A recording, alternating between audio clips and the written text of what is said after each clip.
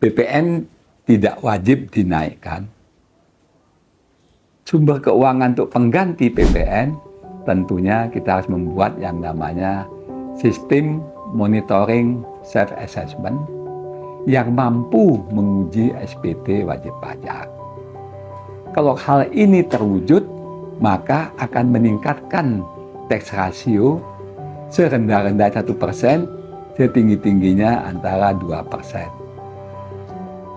1% tax ratio nilainya itu adalah 1% kali 25.000 triliun PDB kita, artinya nilai sama dengan 250 triliun. Sedangkan kenaikan PPN 2% itu senilai 2 kali 80 triliun sama dengan 160 triliun. Sehingga masih ada sisa. Kesimpulannya, dengan terwujudnya sistem monitoring self-assessment atau kita katakan kalau zaman sekarang CCTV pendanaan negara, turun 2% tidak masalah, tapi tax ratio akan naik 1%. Sehingga tax ratio naik, tax rate turun. Itulah goal ideal yang diidamkan oleh kita sejak tahun 2001. Itulah yang terjadi.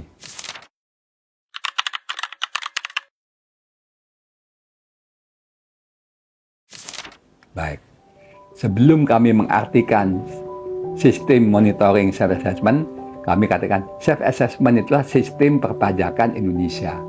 Yang artinya, wajib pajak diberi hak untuk menghitung sendiri pajaknya. Tentu orang bertanya, yang dihitung apa Pak? Yang dihitung adalah setiap tambahan kemampuan ekonomi. Mampukah pajak menguji SPTWP? Tidak mampu.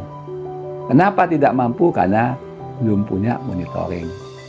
Definisi monitoring sendiri adalah sistem penerimaan negara yang berbasis link and match serta mewajibkan semua kementerian, lembaga, badan, pemda, asosiasi, dan pihak-pihak lain yang terkait wajib membuka dan menyambung sistemnya ke pajak.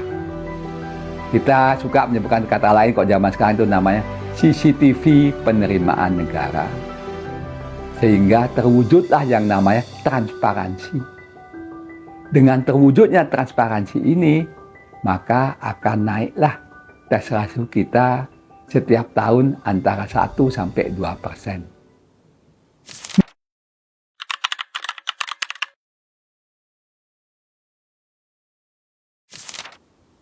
SMSA atau Sistem Monitoring Self-Assessment ini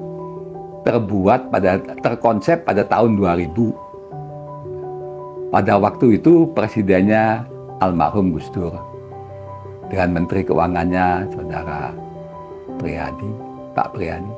Kami membuat konsep bagaimana kamu mampu menguji SPT.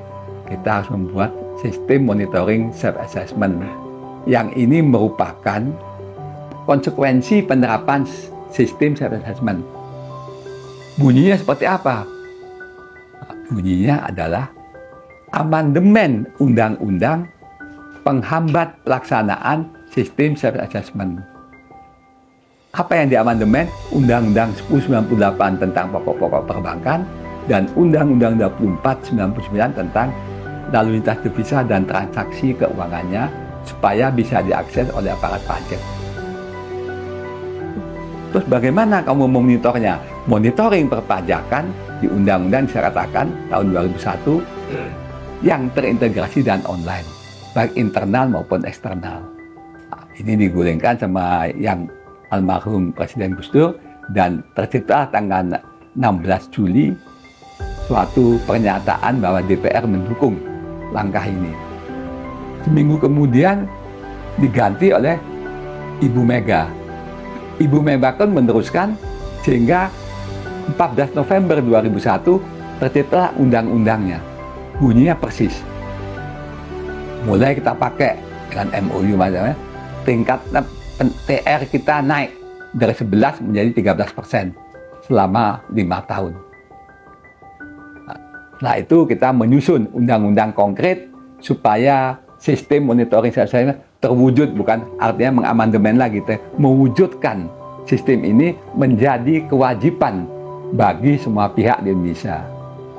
Mulai kami susun RUU-nya sejak zaman Pak Budiono, dan pada waktu itu diganti oleh Pak SBY, diteruskan oleh Pak Yusuf Anwar, sampai tercipta RUU KUP tahun 2005 yang akhirnya menjadi pasal 35A Undang-Undang 28 2007 yang pada waktu itu disetujui oleh Menteri Keuangan Sri Mulyani sama Presiden SBY.